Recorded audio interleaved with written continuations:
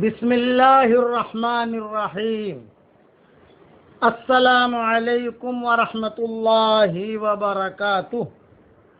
الحمد للہ نحمده ونستعینه ونستغفره ونؤمن به ونتوکل علیہ ونعوذ باللہ من شرور انفسنا ومن سیئات اعمالنا ونعوذ باللہ من شرور انفسنا ومن سیئات اعمالنا من يهده الله فلا مضل له ومن يضلله فلا هادي له ونشهد أن لا إله إلا الله وحده لا شريك له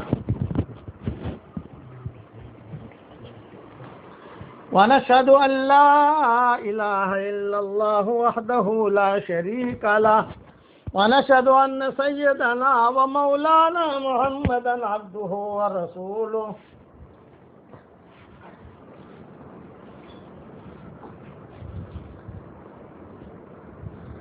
صلى الله عليه وعلى آله وأصحابه وبارك وسلم تسليما كثيرا كثيرا أما بعد فأعوذ بالله من الشيطان الرجيم بسم الله الرحمن الرحيم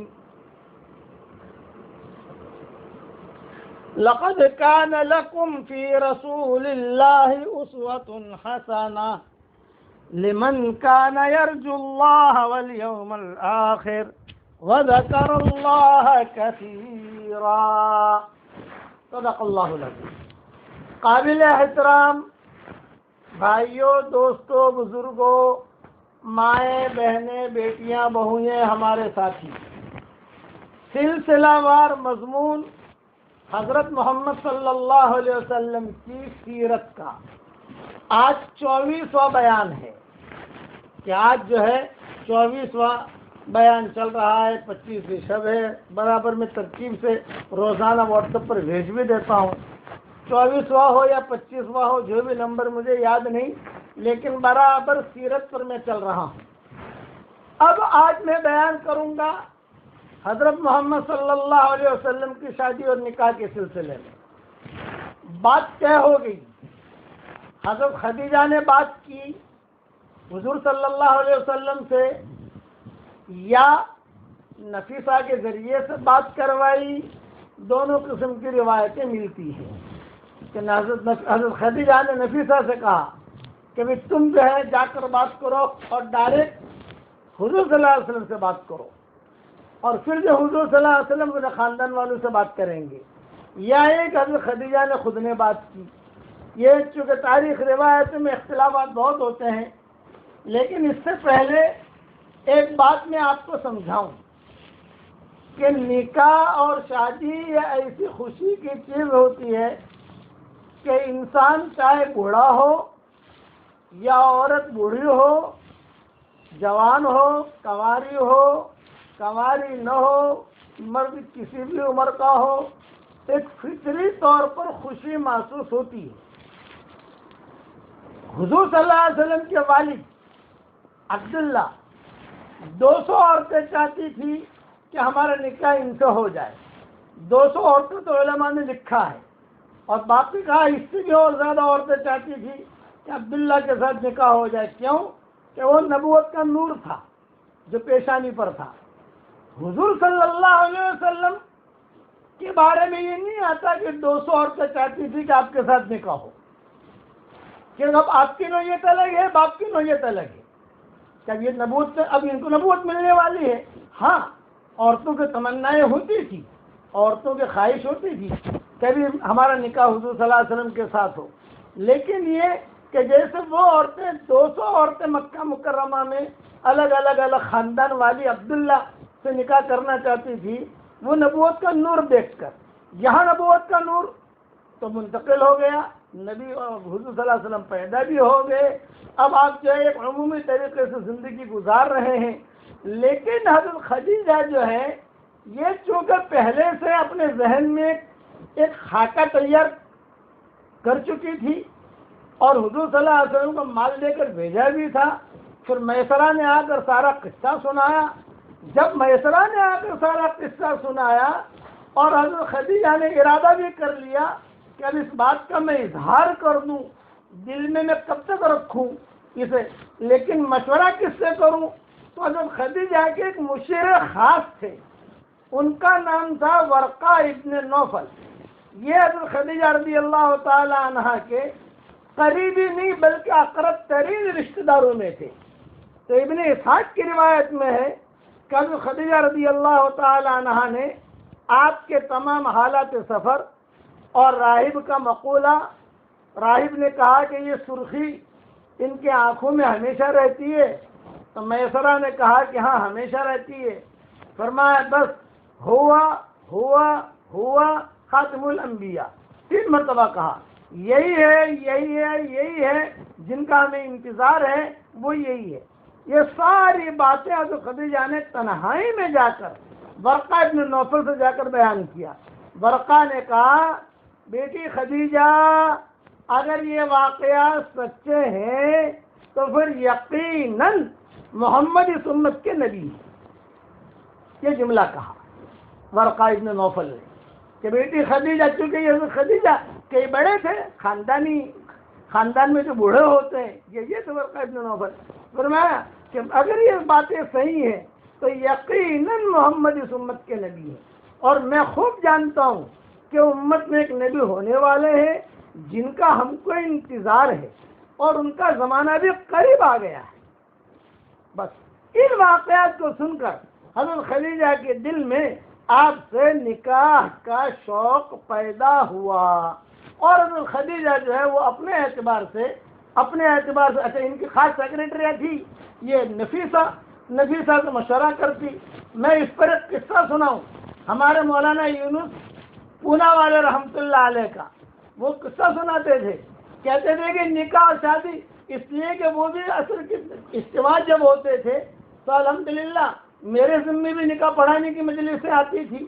ایک مرتبہ میں نے 500 نکاح پڑھائے ہیں حیدرآباد کے اجتماع میں، 500 نکاح.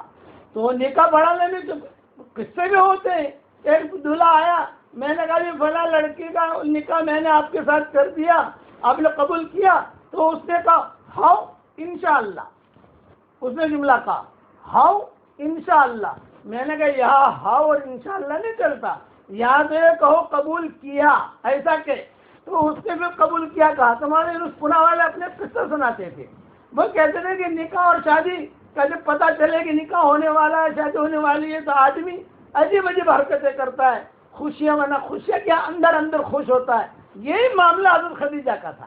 حضور صلی اللہ علیہ وسلم کو تو کچھ پتہ ہی نہیں ہے، بھی آپ تو سفر میں ہیں، سفر کے بعد آئیں گے، ابھی بات ہوگی.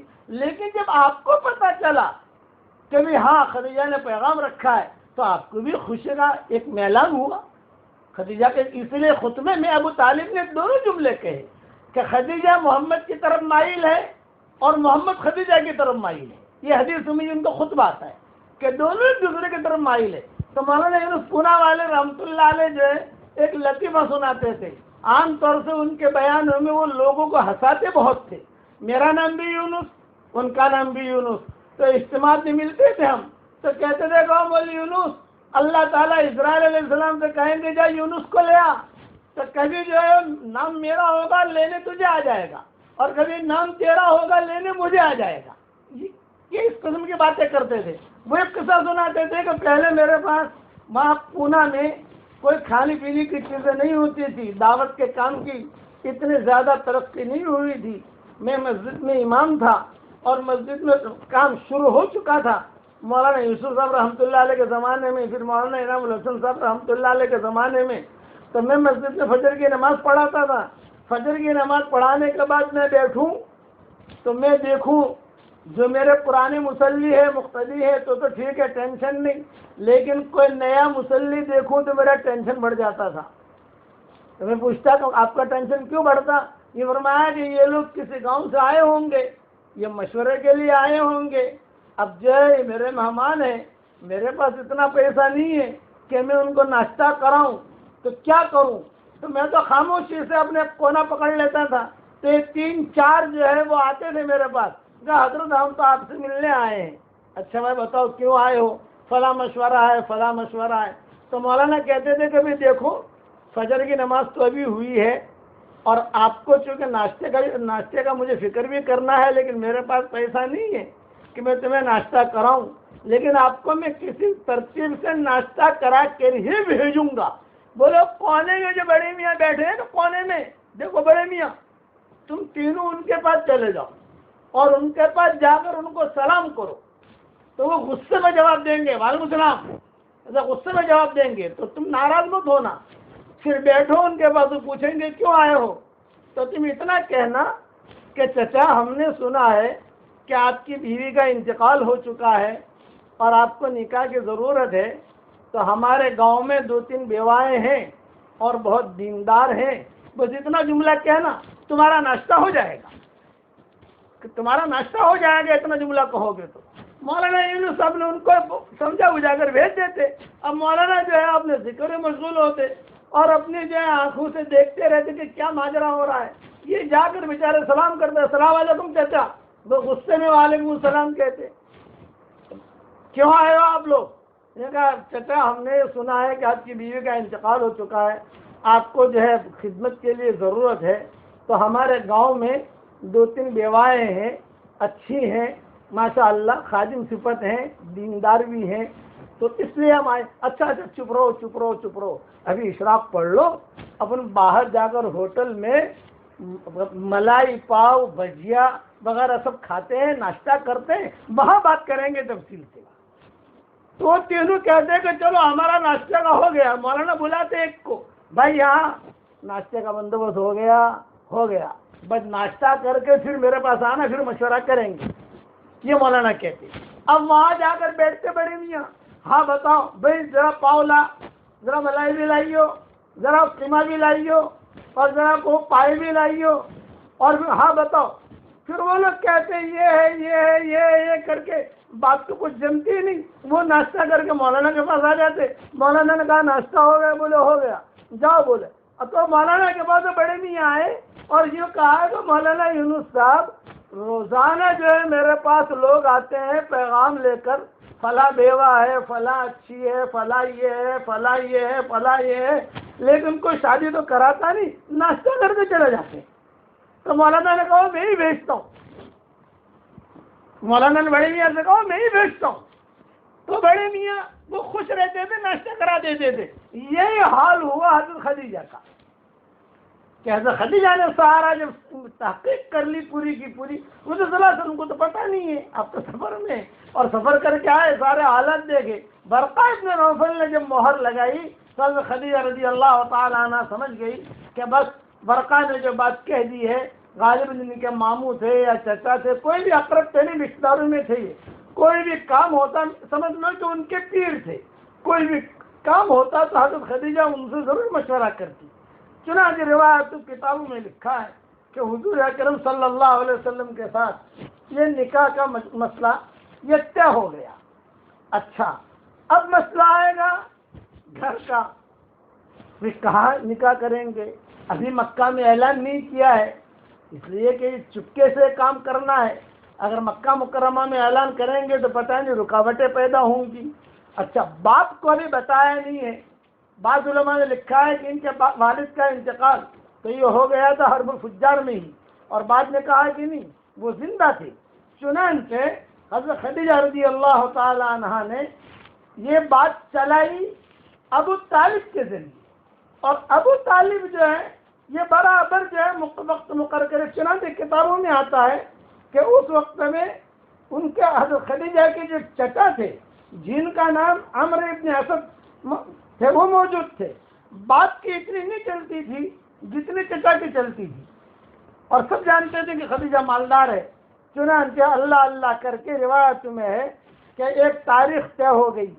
صحیح روایتوں میں یہ ہے، اب سننا، نکاح کے وقت آپ کی عمر شریف 25 سال کی اور حضرت خدیجہ کی عمر شریف 40 سال کی تھی.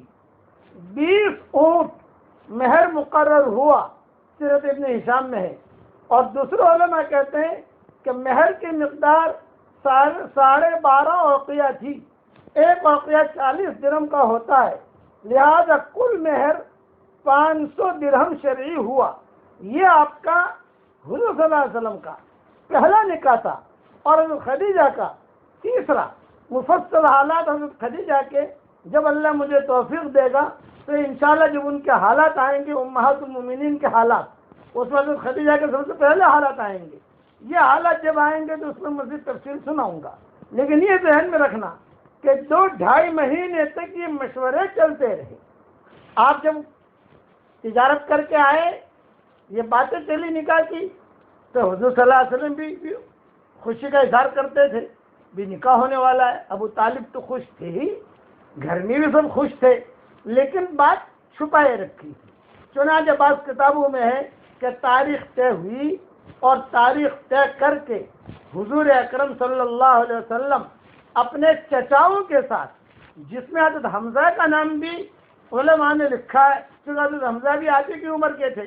حضرت جیسے کوئی نوجوان دلہا ہوتا ہے تو کوئی دوست بھی ہوتا ہے نا ساتھ میں, یہ سمجھ لو کہ یہ حضور کے دوست تھے کہ جیسے یہ نکاح ہو رہا ہے حضور اکرم صلی اللہ علیہ وسلم کا. اور وہاں پہنچے حضرت خدیجہ کے یہاں, آپ صلی اللہ علیہ وسلم بھی پہنچے, اور سارے کے سارے چچا بھی آئے. ایک طرف خدیجہ اور ان کے سارے رشتہ دار, دوسری طرف ابو طالب اور حضور صلی اللہ علیہ وسلم اور ان کے سارے رشتہ دار. اب نکاح کون پڑھا ہے؟ چنانچہ عبد المطلب نے نکاح پڑھا. عبد المطلب نہیں, ابو طالب نے نکاح پڑھایا. اور ابو طالب نے نکاح جو پڑھایا اس میں جو جملے کہے ہیں, سارے جملے تو میں نہیں کہہ سکتا, وقت لمبا ہو جائے گا. جملے یہ کہے کہ بھی میں نے یہ سنا ہے کہ خدیجہ محمد کی طرف مائل ہے اور محمد خدیجہ کی طرف مائل ہے, اس لیے میں دونوں کا نکاح کراتا ہوں. لیکن ایک بات میں کہتا ہوں, خدیجہ نکاح کا خطبہ دے رہے ہیں ابو طالب, کہ میں ایک بات کہتا ہوں کہ مال و منال, مال کے اعتبار سے خدیجہ بہت اونچی ہے, اس میں کوئی شک نہیں ہے. ہمارے پاس محمد کے پاس اتنا مال نہیں ہے, لیکن شرافت, اخلاق, عزت اور انسانی جو قدر ہوتی ہے وہ یہ میرے بھتیجے کے پاس خدیجہ کے مقابلے میں بہت زیادہ ہے.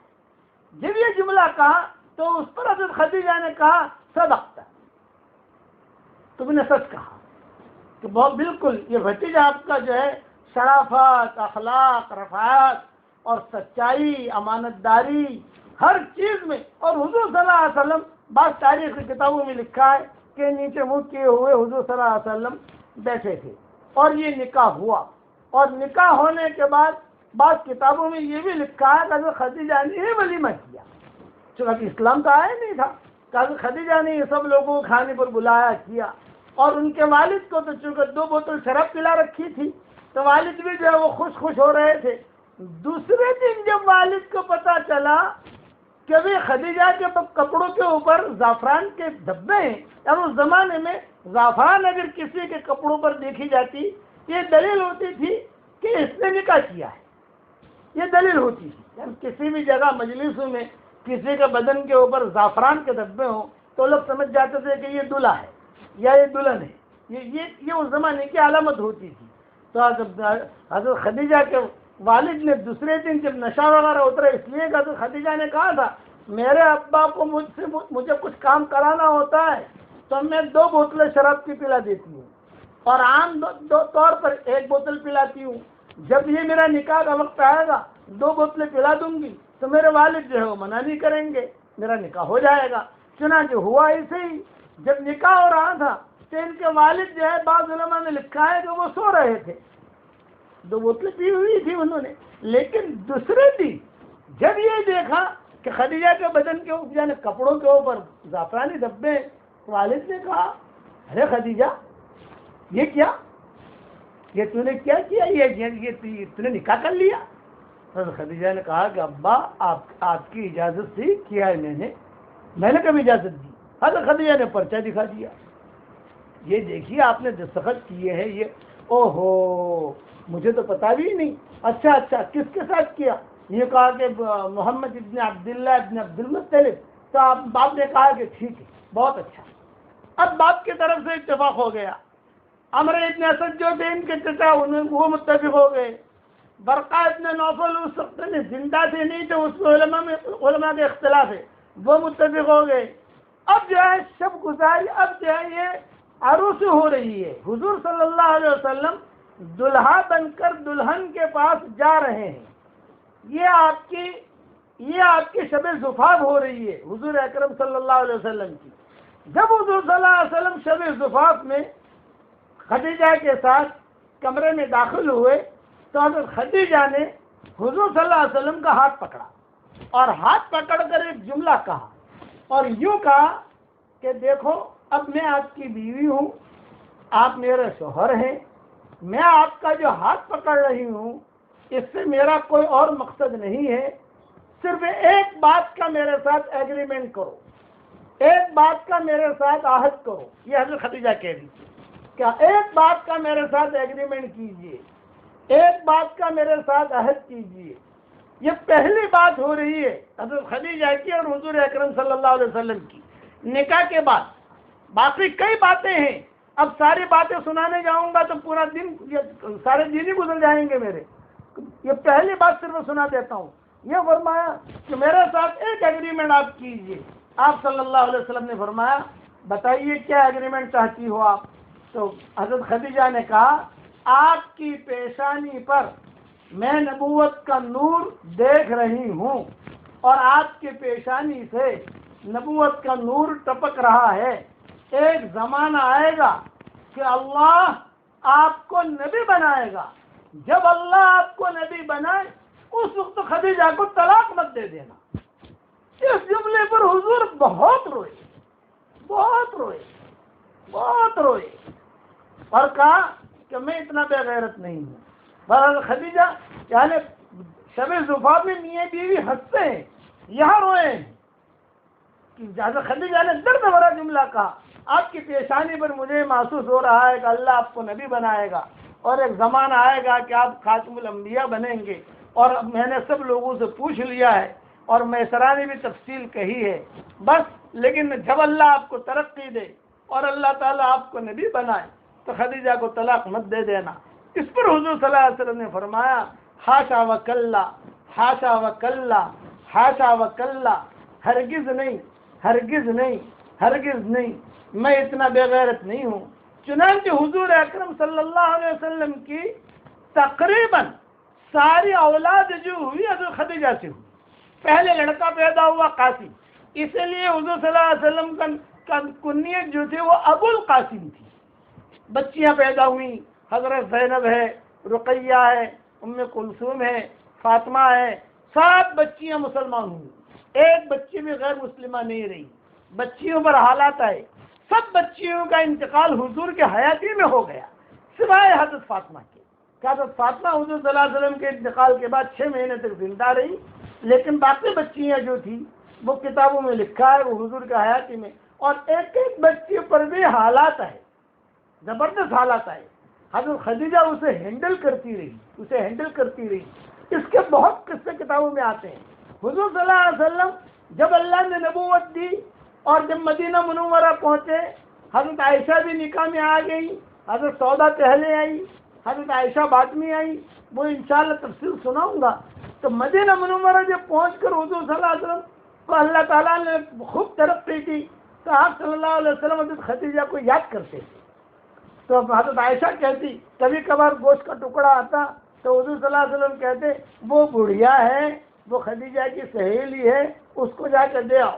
تو کبھی کبھی حضرت عائشہ کہتی کہ حضرت وہ بڑھیا کو کیوں یاد کر رہے آپ اتنے, وہ بڑھیا کو کیوں یاد کر رہے, ہم تو اب جوان ہیں, قریش کی بیٹیاں ہیں, میں تو کنواری ہوں اور یہ ساری کی ساری جوان ہیں. اور اب صاف فرماتے کہ اس نے جو میرا ساتھ دیا ہے اور اس نے جو مجھ پر مال لگایا ہے اور اس نے جو میں وہ احسان میں نہیں بھول سکتا.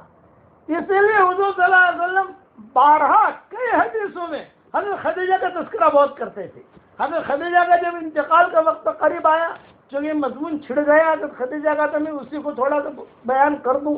حضرت خدیجہ کے انتقال کا وقت جب قریب آیا تو حضور صلی اللہ علیہ وسلم بھی قریب میں تھے اور حضرت خدیجہ کا ہاتھ پکڑے ہوئے تھے. اتنے میں حضرت جبریل آئے اور پھر جبریل نے کہا کہ حضرت اللہ نے مجھے بھیجا ہے، کیونکہ حضور کو نبوت مل چکی تھی اس وقت میں کہ مجھے اللہ نے بھیجا ہے، اور اللہ نے کہا ہے کہ خدیجہ کو میرا سلام کہو، اور اگر حضرت آپ کو برا نہ لگے تو میرا بھی سلام کہہ دو۔ یہ حضرت جبریل نے کہا تو حضور صلی اللہ علیہ وسلم نے خدیجہ سے کہا اللہ کا سلام آیا ہے خدیجہ، اور جبریل بھی سلام کہہ رہے ہیں۔ اور پھر حضرت جبریل نے کہا کہ خدیجہ سے پھر حضرت جبریل نے نہیں کہا، حضور صلی اللہ علیہ وسلم نے خود نے کہا خدیجہ تم دنیا سے جا رہی ہو، مجھے یہ خبر ملی ہے کہ جنت میں 3 بڑے بڑے بنگلے اللہ نے تیار کیے ہیں، ایک تو تمہارا ہے اور ایک تمہارے 2 سوکنوں کا ہے، تو جب تم جاؤ تو اپنے دونوں سوکنوں کو میرا سلام کہنا۔ جب یہ جملہ کہا تو حضرت خدیجہ نے اپنی آنکھ کھولی، یوں فرمایا حل تزوجت قبلی یا رسول اللہ، سکرات میں ہے اور خدیجہ پوچھ رہی ہے حل تزوجت قبلی یا رسول اللہ، حضرت کیا آپ نے مجھ سے پہلے کوئی نکاح کیا ہے؟ تو آپ نے فرمایا نہیں نکاح نہیں کیا، لیکن جبریل مجھے یہ خبر دے رہے ہیں کہ 3 محل ہے، ایک محل ہے خدیجہ کا، اور ایک محل ہے آسیہ کا، اور ایک محل ہے مریم بنت عمران کا۔ تو خدیجہ کے ساتھ تو نکاح یہاں ہو گیا، اور مریم بنت عمران اور آسیہ کے ساتھ جنت میں اللہ حضور صلی اللہ علیہ وسلم کا نکاح کرائیں گے۔ یہ باتیں ہو رہی تھی، اتنے میں حضرت خدیجہ رضی اللہ تعالی عنہا کی سانس جو ہے وہ اکھڑنے لگی، اور حضرت خدیجہ حضور کا ہاتھ پکڑ کر کلمہ پڑھنے لگی، اشہد ان لا الہ الا اللہ واشہد انک رسول اللہ۔ مرتے مرتے کئی باتیں کہیں حضرت خدیجہ نے حضور صلی اللہ علیہ وسلم کو، آخر میں ایک جملہ کہا، اس کے بعد حضرت خدیجہ کا انتقال ہو گیا۔ یہ جملہ کہا کہ حضرت اب میں دنیا سے جا رہی ہوں، میرے دنیا سے جانے کے بعد میری بیٹی فاطمہ کا خیال رکھنا۔ اس پر حضور بہت ہوئے کہ حضور فاطمہ کا جملہ کہا حضرت خدیجہ نے، میرے دنیا سے جانے کے بعد میری بیٹی فاطمہ کا خیال رکھنا۔ چنانچہ حضور صلی اللہ علیہ وسلم بھی روئے، جو قرب و جوار میں تھے وہ بچیاں بڑی بھی ہو گئی تھیں، وہ بچیاں بھی روئیں، اور پھر جو ہے خدیجہ کا انتقال ہوا، اور بغیر جنازے کی نماز پڑھے ہوئے حضرت خدیجہ کو معلّہ میں دفن کیا۔ بقیہ تفصیل، اس وقت جنازے کی نماز آئی ہی نہیں تھی، اس لیے جنازے کی نماز نہیں پڑھی۔ اب بقیہ تفصیل کل انشاءاللہ پوری کروں گا۔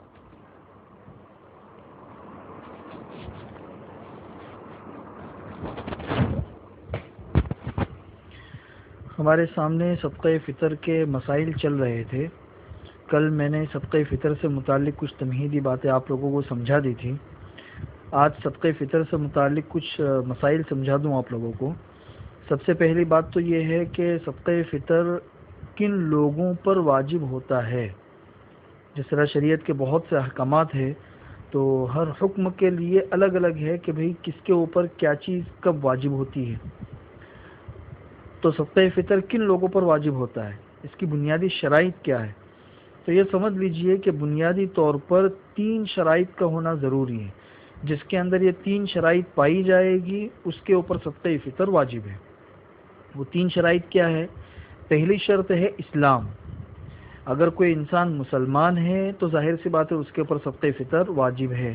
غیر مسلم ہے تو غیر مسلم پر واجب نہیں ہے، اس لیے کہ جو غیر مسلم ہے وہ سب سے پہلے اصول اسلام کا مکلف ہے، فروعات اسلام کا مکلف نہیں ہے۔ دوسری شرط ہے حریت، آزادی۔ اگر کوئی انسان آزاد ہے تو اس کے اوپر واجب ہے، غلام ہے تو غلام کے اوپر صدقہ فطر واجب نہیں ہے۔ اور تیسرا ہے غنا، مالداری۔ غنا کا مطلب ہے مالداری۔ تو 3 شرطیں ہیں، اسلام، حریت یعنی آزادی، اور غنا یعنی مالداری۔ یہ 3 شرائط جس کے اندر پائی جائے گی اس کے اوپر صدقہ فطر واجب ہے۔ اس میں آپ غور کریں، شریعت کے بہت سے احکامات کے اندر 2 چیزیں اور ہوتی ہیں، عقل اور بلوغ۔ مطلب انسان عاقل ہوگا اور بالغ ہوگا تو اس کے اوپر بہت سے احکامات واجب ہوتے ہیں، لیکن صدقہ فطر کے اندر عقل اور بلوغ کی کوئی شرط نہیں ہے۔ اس سے بات پتہ چلی کہ اگر کوئی انسان مجنون ہے یا کوئی انسان نابالغ ہے، نابالغ بچہ، تو اس کی طرف سے بھی صدقہ فطر واجب ہے۔ اب واجب ہے کس طریقے سے؟ اگر کوئی مجنون ہے یا نابالغ بچہ ہے تو اگر اس کے پاس خود مال ہے جس مال کی میں ابھی تفصیل آپ لوگوں کو سمجھاؤں گا کہ اگر اتنا مال ہے تو خود ان کے مال میں سے صدقہ فطر ادا کیا جائے گا، جو ذمہ دار ہے گھر کا وہ ادا کریں. اور اگر ان کے پاس مال نہیں ہے تو گھر کا جو بڑا ہے جیسے والد وغیرہ ہے وہ ان نابالغ بچوں کی طرف سے اور مجنون اور پاگل اولاد کی طرف سے صدقہ فطر اپنے مال میں سے ادا کریں. اس لیے کہ صدقہ فطر کے لیے عقل اور بلوغ شرط نہیں ہے. اگر کوئی مجنون ہوگا، نابالغ ہوگا تو اس کی طرف سے بھی صدقہ فطر ادا کیا جائے گا. یہ بات اچھی طرح سمجھ لیجئے. اچھا، اب اس کے اندر جیسے 3 شرطیں بتائی کہ بھئی صدقہ فطر واجب ہونے کے لیے شرط ہے اسلام، حریت اور مالداری. تو مالداری کا معیار کیا ہے؟ کتنی مالداری ہو تو اس کی وجہ سے صدقہ فطر واجب ہوتا ہے. تو شریعت کے الگ الگ احکامات میں مالداری کا معیار الگ الگ ہوتا ہے. جیسے حج ہے تو حج کے لیے بھی مالداری ضروری ہے لیکن اس کا معیار کچھ الگ ہے. زکوٰۃ ہے، زکوٰۃ کس پر واجب ہے؟ مالدار پر. تو یہاں پر بھی مالداری کا معیار کچھ الگ ہے. اسی طرح صدقہ فطر ہے تو صدقہ فطر بھی واجب ہے مالدار پر، لیکن یہاں پہ مالداری کا معیار تھوڑا سا الگ ہے. صدقہ فطر کے اندر جو مالداری کا معیار ہے وہ صرف اتنا ہے کہ کسی انسان کے پاس اس کی بنیادی جو ضرورتیں، بنیادی ضرورتوں کے اندر انسان کا جیسے گھر آ گیا، سواری آ گئی، موبائل آ گیا، گھر میں ضروری کپڑے اور ضروری برتن آ گئے، یہ ساری ضروری چیزیں ہیں. تو انسان کی جو روزمرہ استعمال کی ضروریات زندگی سے متعلق چیزیں، اس کے علاوہ غیر ضروری سامان یا اسی طریقے سے کیش رقم، سونا، چاندی یا ایسی جو بھی چیزیں ہو، یہ اگر اتنی ہے کہ اس سے نصاب زکوٰۃ پورا ہو جاتا ہے، زکوٰۃ کے نصاب کے بقدر مال موجود ہے تو پھر اس کے اوپر صدقہ فطر واجب ہو جائے گا. نصاب زکوٰۃ کتنا ہے؟ 613 گرام چاندی یا اس کی قیمت. یعنی اگر کسی شخص کے پاس اس کی ضروریات زندگی کے علاوہ چاہے کیش رقم ہو، چاہے سونا ہو، چاہے چاندی ہو، چاہے غیر ضروری سامان ہو، وہ اگر اتنا ہے کہ اس سے 613 گرام چاندی آ سکتی ہے تو پھر اس کے اوپر صدقہ فطر واجب ہوگا. 613 گرام چاندی کا قیمت بدلتی رہتی ہے، تقریباً یہ سمجھ لیجئے 35,000 یا 40,000 روپیہ. جس کے پاس اتنا ہے یا اتنا غیر ضروری سامان موجود ہے تو صدقہ فطر واجب ہو گیا. اس سے ہمیں یہ بات سمجھ میں آتی ہے کہ زکوٰۃ اور صدقہ فطر میں تھوڑا سا فرق ہے.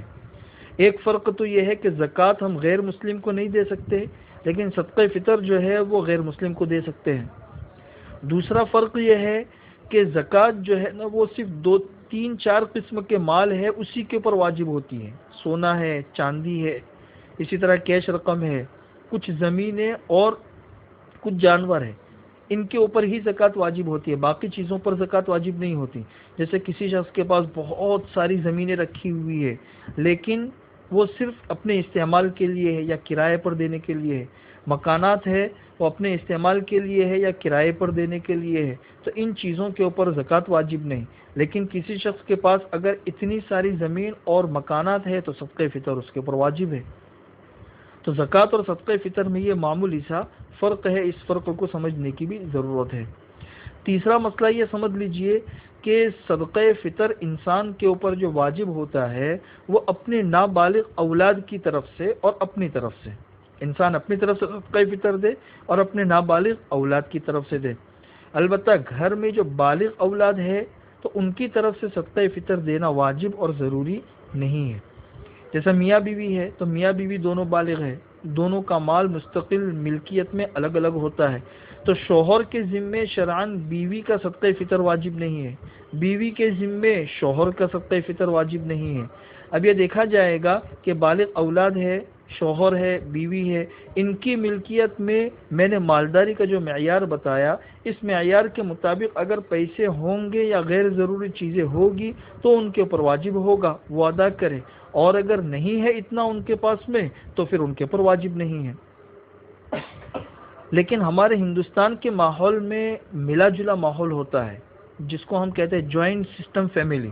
تو اس کے اندر جو گھر کا بڑا ہوتا ہے وہ اپنے بالغ بچوں کی طرف سے یا شوہر ہوتا ہے وہ اپنی بیوی کی طرف سے صدقہ فطر ادا کر دیا کرتا ہے، تو اگر اس طریقے سے اس نے ادا کر دیا تو بھی صدقہ فطر ادا ہو جائے گا۔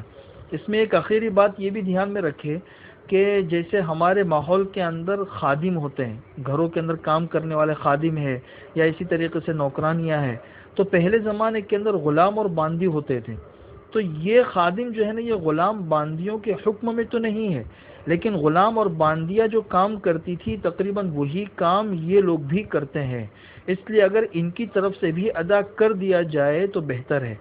اس لیے کہ صدقہ فطر کے لیے وضاحت کے ساتھ یہ آتا ہے کہ صدقہ فطر انسان اپنی طرف سے دے اور ان لوگوں کی طرف سے دے جو ان کے زیر کفالت ہے۔ تو زیر کفالت میں جس طرح نابالغ بچے آتے ہیں، اسی طریقے سے یہ خادم اور خادمائیں بھی آتی ہے، اس لیے اگر ان کی طرف سے دے دیا جائے تو انشاءاللہ ثواب ضرور ملے گا۔ صدقہ فطر سے متعلق ایک بات یہ بھی دھیان میں رکھے کہ صدقہ فطر رمضان میں بھی اگر کوئی انسان دینا چاہے تو دے سکتا ہے، رمضان سے پہلے تو نہیں دے سکتا، لیکن عید الفطر سے پہلے رمضان کے اندر دے سکتا ہے۔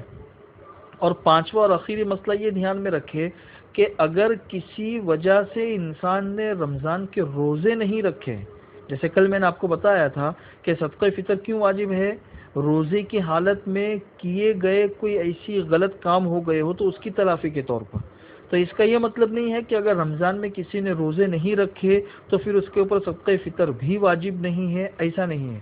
اگر کسی نے رمضان کے روزے نہیں رکھے ہیں، چاہے جان بوجھ کر نہیں رکھے ہیں یا کسی عذر اور بیماری کی وجہ سے نہیں رکھے ہیں، تب بھی صدقہ فطر ان کے اوپر واجب ہے، اس لیے کہ صدقہ فطر مستقل ایک حکم ہے، اس کا روزے سے تعلق تو ہے، لیکن ایسا نہیں ہے کہ روزہ نہ رکھنے کی وجہ سے صدقہ فطر ساقط ہو جائے، ایسا نہیں ہے۔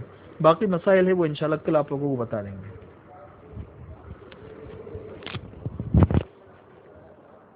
کچھ باتیں میں آپ سے عرض کرتا ہوں۔ ہمارے ماحول میں بہنوں کو میراث نہیں دی جاتی اور میراث میں بہت ہیرا پھیری ہوتی ہے، اس میں کوئی شک نہیں ہے، کوئی شک نہیں ہے۔ اس لیے میراث کے مسائل علماء سے پوچھا کرو اور جس کا جو حق پہنچتا ہے وہ دیا کرو، چاہے بہن کا ہو، چاہے بھائی کا ہو، چاہے بیٹے کا ہو، چاہے بیٹی کا ہو۔ یہ مسائل بہت اہم ہیں، اس پر مستقل مجھے آج بیان کرنا تھا، لیکن یہ بیان لمبا ہو گیا حضرت خدیجہ والا، اس لیے میں بیان نہیں کر سکا، لیکن یہ نصیحت کرتا ہوں آپ لوگوں کو کہ اس میں ہیرا پھیری مت کرو۔ اصل میں ہمارے یہاں چونکہ اوپر کی نسلیں عام طور سے اوپر کی نسلوں جو ہے وہ ہندو تھی، اوپر کی نسلیں کسی کے 10 نسلوں پر جا کر ہندو ملتے ہیں، کسی کے 15 نسلوں پر جا کر ہندو ملتے ہیں، تو وہ ہندوانہ رواج ہمارے گھروں میں کہ میراث نہ دینا، ہیرا پھیری کرنا۔ اب ہیرا پھیری کے دن نہیں ہے، اللہ تعالیٰ ساری دنیا کی تقدیر بدل رہا ہے، جس کا جو حق ہے وہ پہنچا دے۔ کبھی بڑا بھائی ہوتا ہے وہ سب پر قبضہ کر لیتا ہے، کہیں بڑا بھائی نہیں ہوتا تو چھوٹا بھائی ذرا بڑے بھائی سے بھی زیادہ چالاک ہوتا ہے، وہ قبضہ کر لیتا ہے۔ یہ نہیں ہونا چاہیے، بلکہ جو حق ہے وہ حق پہنچاؤ۔ اللہ تعالیٰ ہمیں عمل کرنے کی توفیق عطا فرمائے۔ چونکہ میں آپ کا ایک قسم کا استاد ہوں، 5 نصیحتیں آپ کو کرتا ہوں، زندگی میں کبھی بھی ان کو چھوڑنا مت، اسے پکڑ لو۔ جب یہ 5 میری باتیں آپ پکڑ لو گے، انشاءاللہ نصیحت پر عمل کرو گے تو انشاءاللہ پوری زندگی دین والی انشاءاللہ بن جائے گی۔ نمبر 1، نماز کبھی بھی مت چھوڑنا۔ نمبر 2، قرآن شریف کبھی بھی مت چھوڑنا۔ قرآن خوب پڑھو، خوب پڑھاؤ، خوب پھیلاؤ، جتنے قرآن کی خدمت کر سکتے ہو کرو۔ قرآن کو پکڑ لیا گویا کہ اللہ تعالیٰ آپ کے ساتھ ہو گئے، اس لیے قرآن۔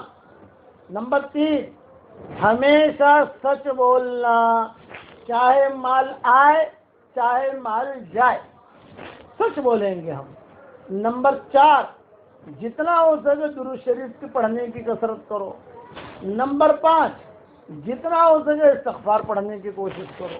بس یہ 5 باتیں اس کو جو ہے ایک استاد کی طرف سے ہدیہ، اس کا مطلب یہ نہیں ہے کہ باقی کوئی چیز کرنا نہیں ہے نا، ان چیزوں کو مضبوطی سے پکڑ لو، نماز، قرآن، سچ بولنا، درود شریف پڑھنا، استغفار کرنا، بس اٹھتے بیٹھتے درود شریف پڑھو، اللہم صلی علی محمد، اٹھتے بیٹھتے یہ اللہم اغفر لی، اللہ مجھے معاف کر دے، اللہ مجھے معاف کر دے. یہ میں نے 5 اہم چیزیں بتا دی، اسے اپنے زندگی بھر اسے مضبوطی سے پکڑو تو پھر دیکھنا کہ نماز آپ کا ہاتھ پکڑ لے گی، قرآن آپ کا ہاتھ پکڑ لے گا، سچ آپ کا ہاتھ پکڑ لے گا، درود شریف آپ کا ہاتھ پکڑ لے گا، استغفار آپ کا ہاتھ پکڑ لے گا، اور اللہ تعالیٰ جو ہے آپ کا ہاتھ پکڑ کر آپ جو سیدھے راستے پر اللہ ڈال دے گا.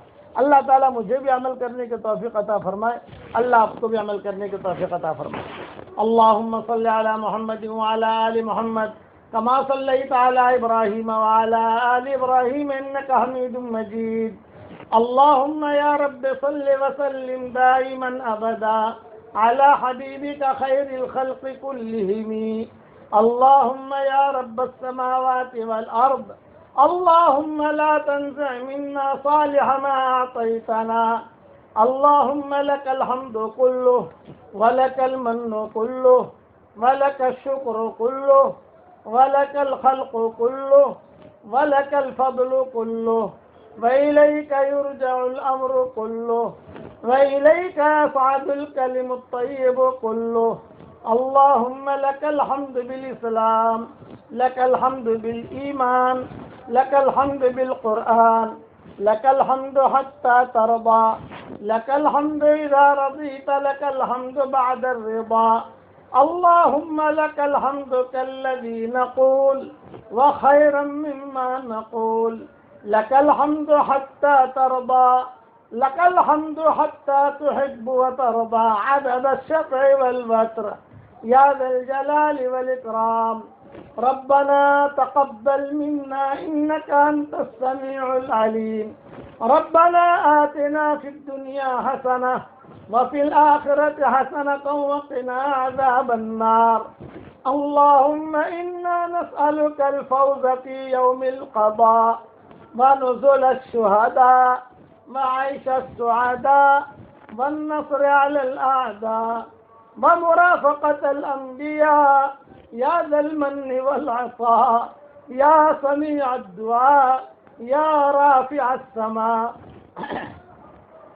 اللهم إنك عفو تحب العفو فاعف عنا. اللهم إنك عفو كريم تحب العفو فاعف عنا.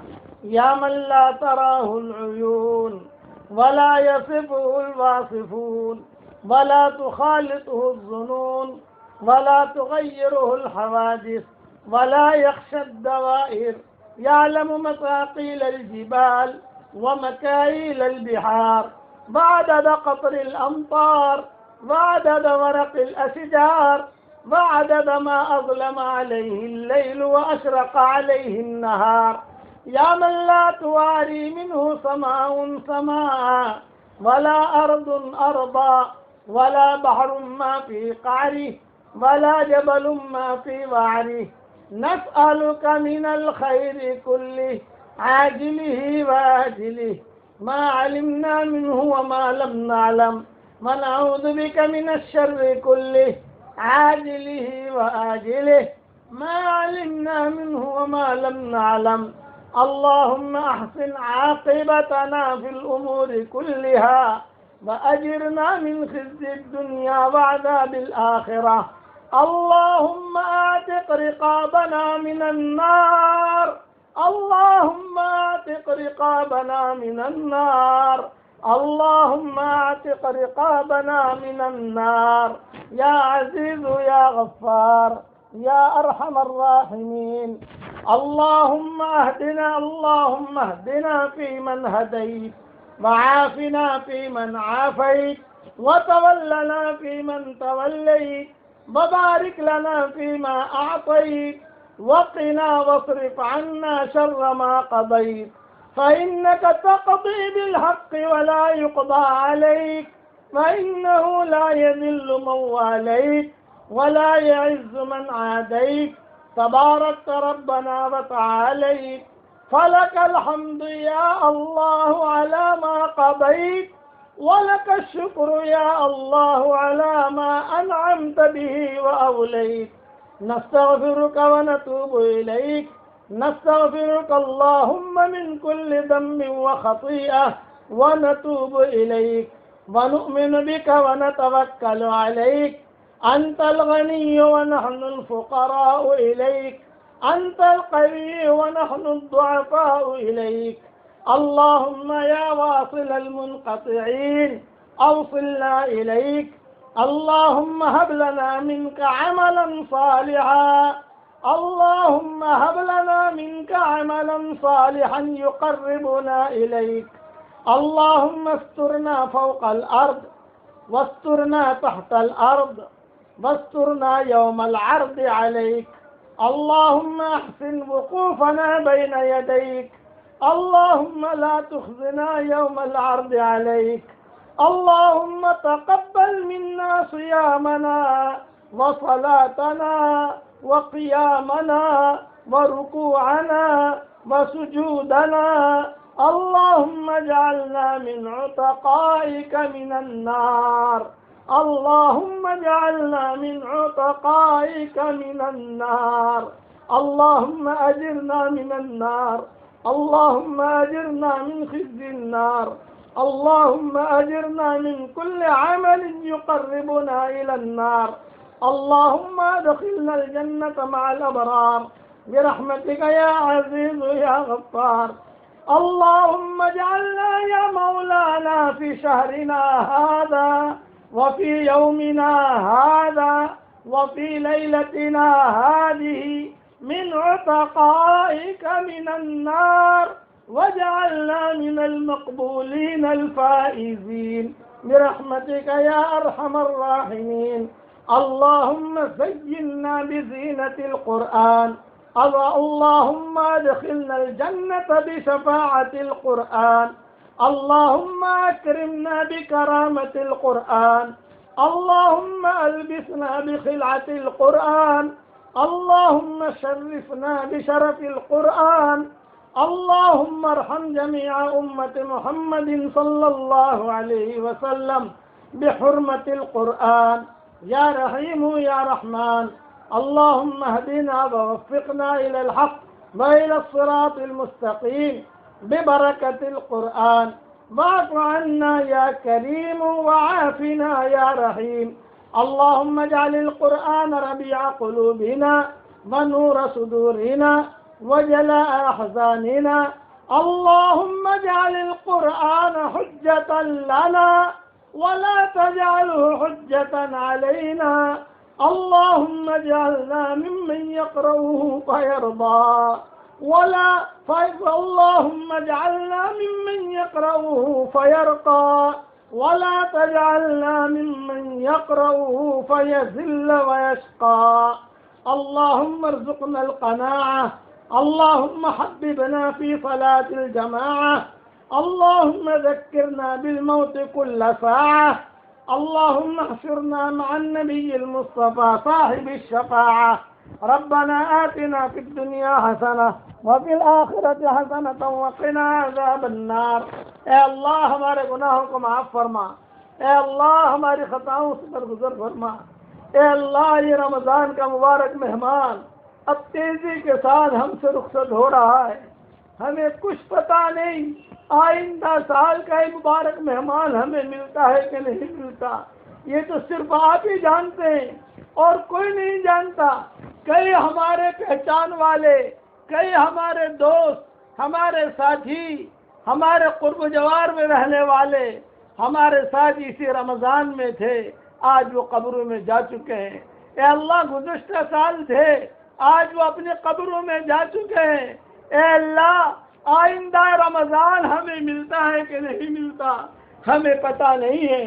اے اللہ ہم نے کتابوں میں پڑھا ہے کہ رمضان کا مہینہ آتا ہے تو سب سے زیادہ خوشی مرحومین کو ہوتی ہے.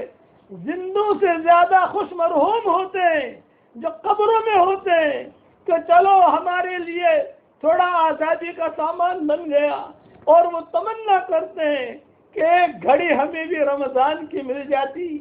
ایک مرتبہ سبحان اللہ کہہ دیتے ایک روزہ رکھ لیتے، ایک گھوٹ لسی پلا دیتے، ایک مرتبہ استغفار پڑھ لیتے، قرآن کا ایک رکوع نہیں ایک آیت پڑھ لیتے، مگر اب وہ نہیں پڑھ سکتے۔ آج تو نے ہمیں وقت دیا ہے استغفار کے لیے بھی، درود شریف پڑھنے کے لیے بھی، سچ بولنے کے لیے بھی، اور نماز پڑھنے کے لیے بھی، قرآن سے دوستی کرنے کے لیے بھی۔ اے اللہ تو ہمیں قدر کرنے کی توفیق عطا فرما۔ کتابوں میں بہت قصے ہم نے پڑھے ہیں کہ رمضان کے مہینے میں مرحومین خواب میں آتے تھے اور آ کر کہتے تھے قدر کر لو، قدر کر لو۔ آج ہم ترس رہے ہیں اس مہمان کے لیے، آج اللہ نے یہ مہمان تمہارے پاس بھیجا ہے۔ اے اللہ، اچھا مہمان کسی کے یہاں جاتا ہے تو وہ گھر والے کی سعادت مندی کی نشانی ہوتی ہے۔ اے اللہ، جو اچھے لوگ تھے وہ کسی کے گھر پر جاتے تھے، وہ گھر والے خوش ہو جاتے تھے کہ آج فلاں مولوی صاحب میرے گھر پر آ گئے، آج فلاں امام صاحب میرے گھر پر آ گئے۔ اے اللہ، یہ مہمان جو ہمارے پاس آیا ہے اور اب جا رہا ہے، اس کا آنا بھی کیا اور اس کا جانا بھی کیا۔ ہم تو صرف اتنا کہیں گے کہ اللہ جو گھڑیاں رہ گئی ہیں اس کی قدر کرنے کی توفیق عطا فرما۔ ہم نے کتابوں میں قصے بہت پڑھے ہیں، ایک نہیں بہت قصے، اور میں نے میری بکھری موتی میں لکھے بھی ہیں کہ جب رمضان کا مہینہ آتا تو سلف صالحین کے یہاں جو ان کے رشتہ دار چلے جاتے، بڑے بڑے علماء، بڑے بڑے فقہاء، وہ خواب میں آ کر کہتے تھے یہ مہمان تمہارے پاس آیا ہے، قدر کر لینا۔ اب ہم اس مہمان کے بارے میں کچھ نہیں کہہ سکتے، نہ ہم اس کی قدر کر سکتے ہیں نہ اس کا استقبال کر سکتے ہیں، اور یہ بھی کہتے کہ تم جانتے ہو کہ مرحوم کبھی جھوٹ نہیں بولا کرتا، جو مرحوم ہوتا ہے وہ ہمیشہ سچ بولتا ہے، کیونکہ جھوٹ والا مادہ وہاں ختم ہو جاتا ہے۔ ہم تمہیں سچی سچی بات بتا رہے ہیں کہ ہماری آرزو ہے کہ یہ وقت ہمیں مل جائے۔ اے اللہ، یہ مہمان آیا، جیسا اس کا اکرام کرنا چاہیے تھا ہم نے نہیں کیا۔ اے اللہ، جیسے اس کو ویلکم کہنا چاہیے ہم نے نہیں کیا۔ ہم کورونا وائرس کے چکروں میں رہے، گناہوں کے چکروں میں رہے، لیکن اے اللہ جو بھی ہوا تو اسے اپنے دربار میں قبول فرما لے۔ کم سے کم اس مہمان کو اچھے طریقے سے رخصت کر لیں۔ مہمان کے ساتھ 3 معاملے کیے جاتے ہیں، ایک تو اس کا استقبال کیا جاتا ہے، دوسرا اس کے ساتھ حسن سلوک کیا جاتا ہے، اور تیسرا اس کو اچھے طریقے سے رخصت کیا جاتا ہے۔ یہ 3 حقوق ہوتے ہیں، جس نے یہ 3 حقوق ادا کر لیے اس نے وہ مہمان کا حق ادا کر لیا۔ اچھی طریقے سے استقبال کرے، اچھے طریقے پر رکھے اور اچھی طریقے پر ان سے رخصت کرے۔ سلف صالحین کے دور کے اندر ہم نے یہ سنا ہے کہ جب رمضان کا مہینہ رخصت ہوتا تھا اور یہ آخری راتیں ہوتی تھی تو سلف صالحات، سلف صالحین یہ بہت روتے تھے۔ غلام اور باندیے پوچھتے یا اپنے ان کے تلامذہ پوچھتے کیوں رو رہے ہو، خاموش ہو جاتے تھے۔ آنکھیں ان کی پرنم رہتی تھی، زبان خاموش اور ہونٹ خاموش، جیسے کوئی بہت بڑی چیز رخصت ہو رہی ہو۔ پھر کہتے تھے یہ مہمان آیا اور اللہ نے بھیجا، یہ مہمان سے اللہ تو نے بھیجا ہے، کسی آدمی نے نہیں بھیجا، تیری طرف سے آیا اور آسمانوں سے آیا، اور اتنا بڑا مہمان کہ جنت کے دروازے کھلوا دیے گئے، جہنم کے دروازے بند کروا دیے گئے۔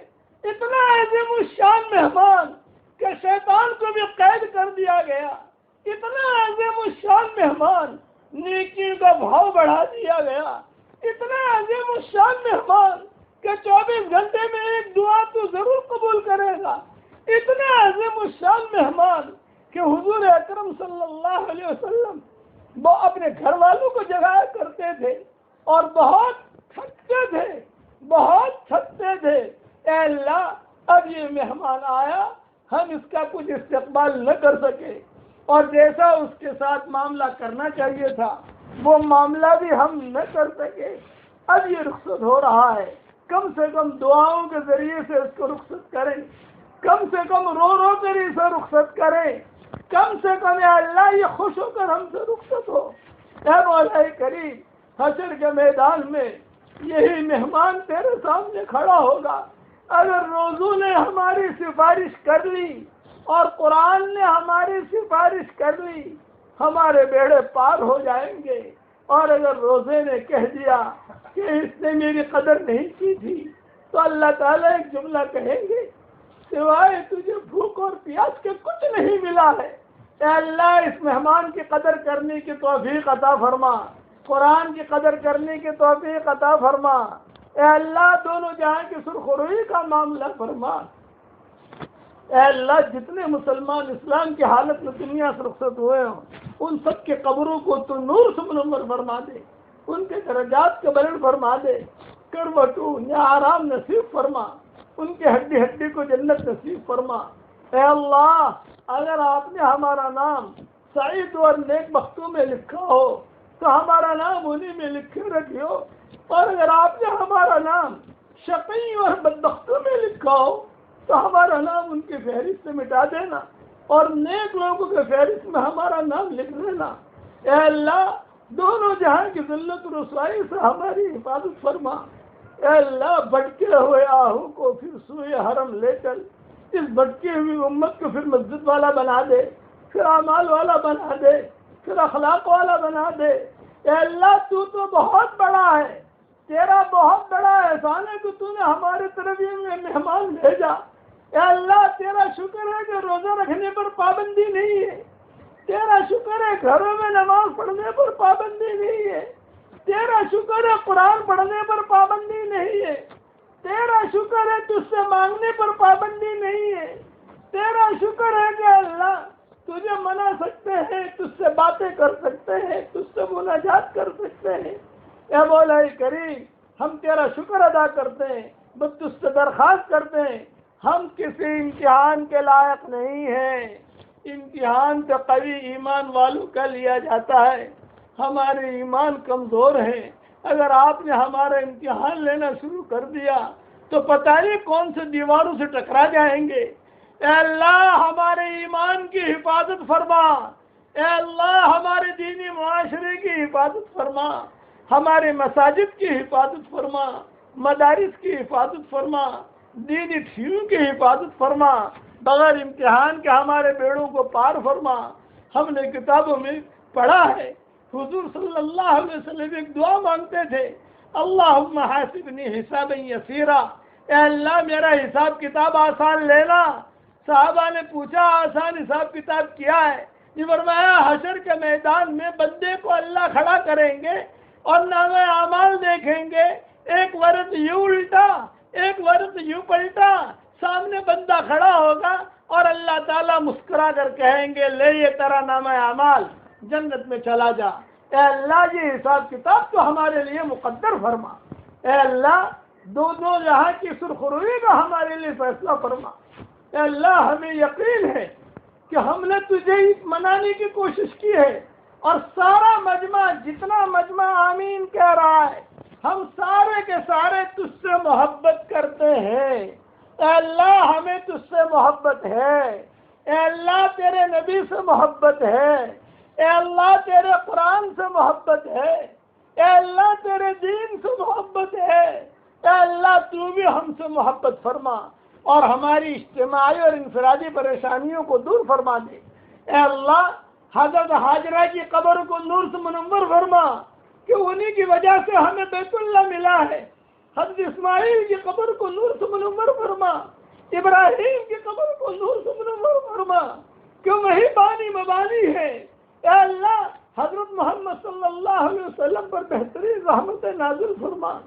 اے اللہ جتنے بھی سلف صالحین گزرے اے اللہ سب کو سلام، اور جتنے بھی انبیاء گزرے سب کو سلام، اور جتنے بھی ہمارے سلف صالحین گزرے ان کو سلام، امام ابو حنیفہ کو سلام، امام ابو یوسف کو سلام، امام محمد کو سلام، امام ظفر کو سلام، امام مالک کو سلام، امام شافعی کو سلام، اور عیینہ کو سلام، اور عمران کو سلام، اور ام عمران کو سلام، مریم بنت عمران کو سلام، آسیہ کو سلام، امہات المومنین کو سلام، اے اللہ تیرے نیک بندے بندیوں کو سلام۔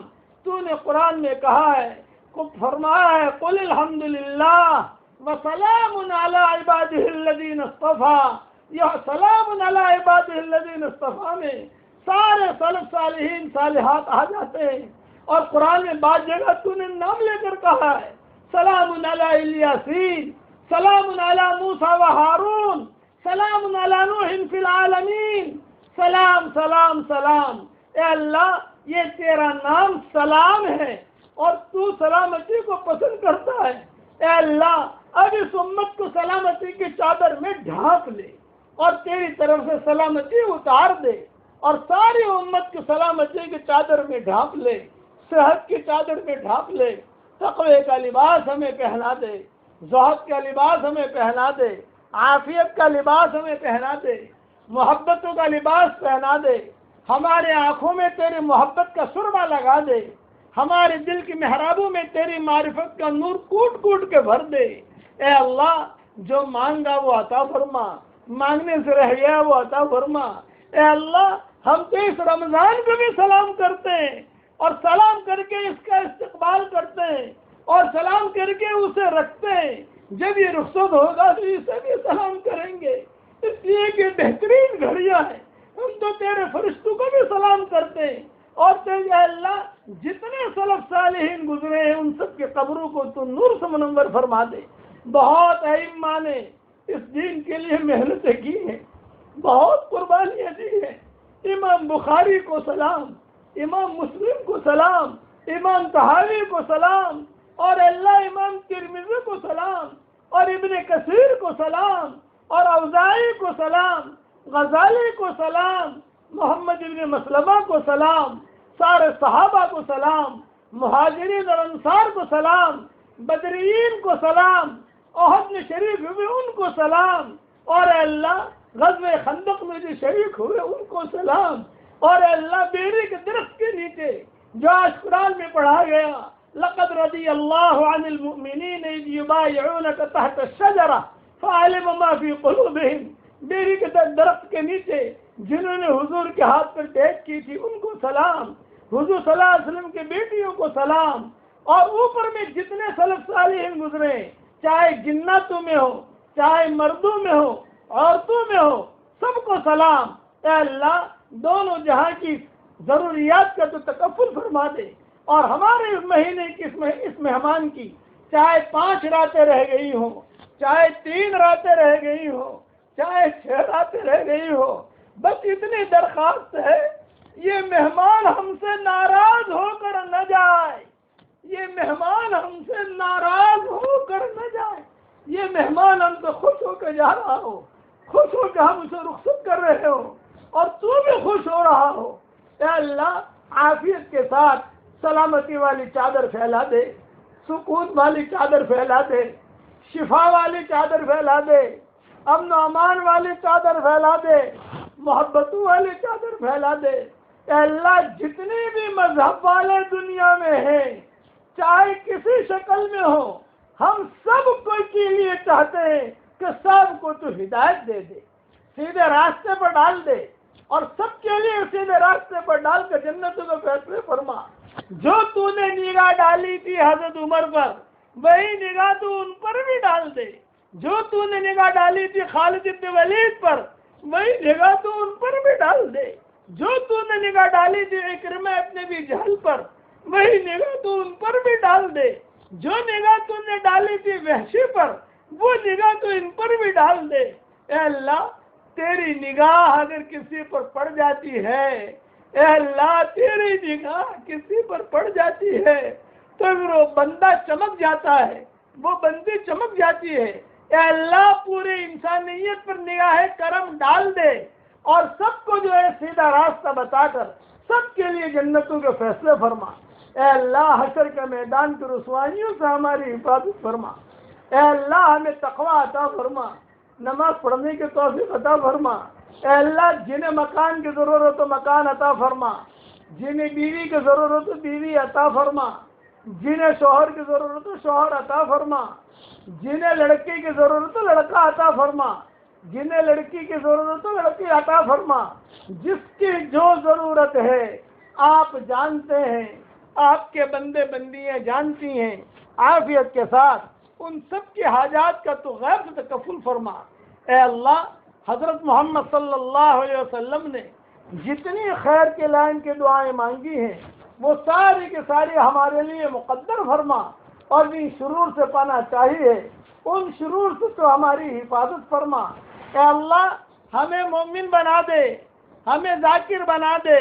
اللہم اجعلنا لک ذاکرین واجعلنا لک شاکرین واجعلنا لک راکعین واجعلنا لک ساجدین واجعلنا لک قائمین واجعلنا لک قانتین واجعلنا لک من عبادک الصالحین۔ اور جو مائیں بہنیں ہیں انہیں مؤمنات بنا دے، عابدات بنا دے، قانتات بنا دے، ذاکرات بنا دے، زکیات بنا دے، صالحات بنا دے، صادقات بنا دے، متصدقات بنا دے، ذاکرین اللہ کثیرا والذاکرات بنا دے۔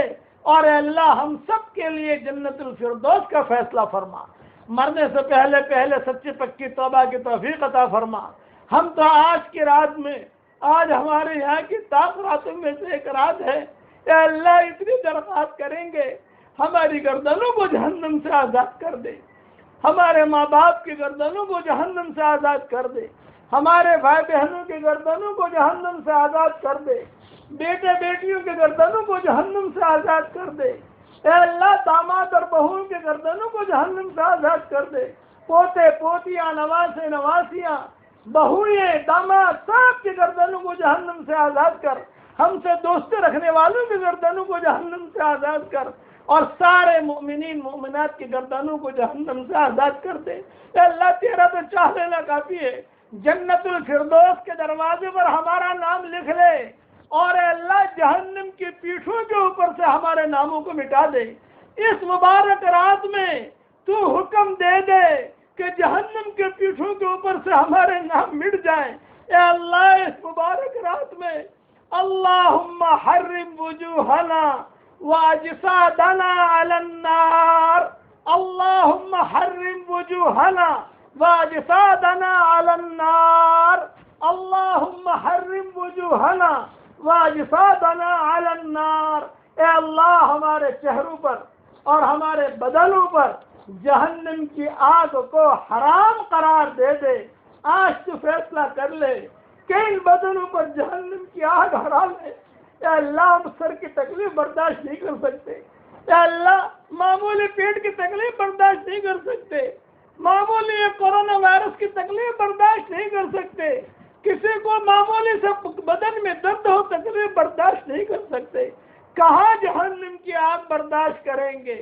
اے اللہ، اس مبارک رات میں ہماری گردنوں کو جہنم سے آزاد فرما دے۔ اے اللہ، حضرت محمد صلی اللہ علیہ وسلم پر بہترین رحمت نازل فرما۔ انہیں خوشی ہو رہی ہو کہ امت دعا مانگ رہی ہے، انہیں خوشی ہو رہی ہو کہ امت روزہ رکھ رہی ہے، انہیں خوشی ہو رہی ہو کہ امت قرآن پڑھ رہی ہے۔ اے اللہ، ہم تو بے وفا امتی ہے، ہمارے گھروں سے ہم نے تیرے نبی کی سنتوں کے جنازے نکالے ہیں، آج ہم نے یہودیت کو اختیار کر لیا، نصرانیت کو اختیار کر لیا، غیروں کے طریقوں کو اختیار کیا، ہمارے کپڑے غیروں کے، ہمارے چہرے غیروں کے۔ اے اللہ، جو داڑھی نہیں رکھتے انہیں داڑھی رکھنے کی توفیق عطا فرما، اور جو اے اللہ جو مائیں بہنیں برقع نہیں پہنتی انہیں برقع پہننے کی توفیق عطا فرما، اور جو پہنتی ہے اے اللہ انہیں صالحات دیندار بنا دے، جو داڑھی رکھتے ہیں انہیں بھی دیندار بنا دے۔ اے اللہ، جتنے بھی آمین کہہ رہے ہیں اس وقت میں، جہاں کہیں آمین کہہ رہے ہیں، اور جب بھی آمین کہیں، جب بھی یہ دعا جہاں پہنچے، اے اللہ جب بھی آمین کہے ان کی اور ہم سب کی جائز مرادوں کو پوری فرما۔ کئی لڑکے لڑکیوں کے فون آتے ہیں، شادیوں کی ضرورت ہے، ان کے لیے بہترین جوڑوں کا انتظام فرما۔ اگر کوئی جنات کی لائن میں پریشان ہو تو اس کو بھی شفا دے، کوئی جادو کی لائن میں پریشان ہو تو اس کو بھی شفا دے دے، جسے دکان کی ضرورت ہو دکان عطا فرما، جسے مکان کی ضرورت ہو مکان عطا فرما۔ ہمارے شہر سے زلزلوں کو دور فرما دے، اس شہر سے کورونا وائرس کو دور فرما دے، پوری دنیا سے کورونا وائرس کو دور فرما دے، بلاؤں کو دور فرما دے۔ اللہم ادفع عنا کرونا، اللہم ارفع عنا کرونا، اللہم ارفع عنا الطعن والطاعون، اللہم انا نسألک من کل خیر خزائنہ بیدک ونعوذ بک من کل شر خزائنہ بیدک۔ اے اللہ، ہمارے اس مجمع میں جتنے بھی آمین کہہ رہے ہیں، سفید بال والے بوڑھے بھی ہیں، نوجوان عورتیں، نوجوان مرد اور عورتیں بھی ہیں، بچیاں بھی ہیں، اور اے اللہ علماء بھی ہیں، حفاظ بھی ہیں۔ یہی مجمع اے اللہ جو موبائل پر آمین کہہ رہا ہے، کسی کریم کے گھر چلا جائے، صرف 1 روپے کی بھیک مانگے، اس کریم کے لیے روپیہ دینا جتنا آسان ہے، اس سے زیادہ تیرے لیے ہدایت کے دینا آسان ہے۔ اے اللہ، ہماری جھولیوں کو ہدایت سے بھر دے، امن و امان سے بھر دے، اے اللہ خوشیوں سے بھر دے، ہمارے گھروں کو دین کا چمن بنا دے اور صحت کا چمن بنا دے، ساری دنیا کو صحت کا چمن بنا دے، امن و امان کا چمن بنا دے۔ اے اللہ، جتنی دعائیں تیرے نیک نبیوں نے مانگی ہیں، سلف صالحات نے مانگی ہیں خیر کی لائن کی، جناتوں نے مانگی ہے خیر کی لائن کی، اور اے اللہ فرشتوں نے مانگی ہے، اور جتنی دعائیں حضرت محمد صلی اللہ علیہ وسلم نے مانگی ہے خیر کی لائن کی، اور بعد کے سلف صالحین نے مانگی ہے خیر کی لائن کی، وہ ساری کی ساری تو ہم سب کے لیے قبول فرما، اور جن شرور سے پناہ چاہیے ان شرور سے تو ہماری حفاظت فرما۔ اخیر میں تجھ سے اتنا کہیں گے، وہ دعا جو حضور صلی اللہ علیہ وسلم نے بریدہ اسلمی کو سکھائی تھی اور کہا تھا کہ اے بریدہ، جس کے ساتھ اللہ خیر کا ارادہ کرتا ہے اسے دعا پڑھنے کی توفیق دیتا ہے۔ اے اللہ، وہ دعا تو ہم سب کے لیے قبول فرما لے، اور وہ دعا جو حضور صلی اللہ علیہ وسلم نے حضرت فاطمہ کو سکھائی تھی، اے اللہ وہ دعا بھی ہم سب کے لیے قبول فرما، اور وہ دعا جو حضور صلی اللہ علیہ وسلم نے حضرت خدیجہ کو سکھائی تھی، وہ دعا بھی تو ہم سب کے لیے قبول فرما، اور قیامت تک کے آنے والی نسلوں کے لیے قبول فرما۔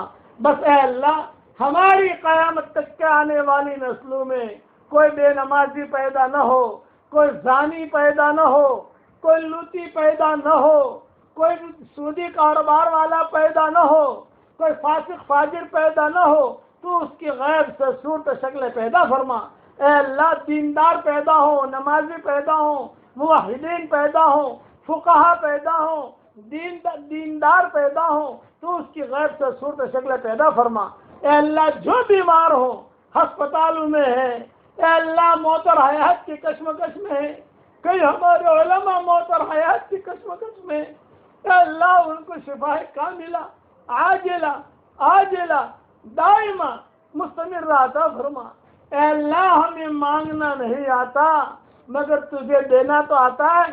اپنے کرم سے ہماری جھولیوں کو امن و امان، سکون، صحت، قوت، تیری رضامندی، اور یہ مہمان جو آپ نے دیا ہے یہ بھی ہم کو دیکھ کر خوش ہو رہا ہو اور خوشی خوشی ہم سے رخصت ہو رہا ہو، اور تیرے دربار میں آ کر اے اللہ ہماری تعریف کر رہا ہو کہ انہوں نے لاک ڈاؤن میں بھی میری قدر کی ہے، انہوں نے کرفیو میں بھی میری قدر کی ہے، انہوں نے حالات میں بھی میری قدر کی ہے۔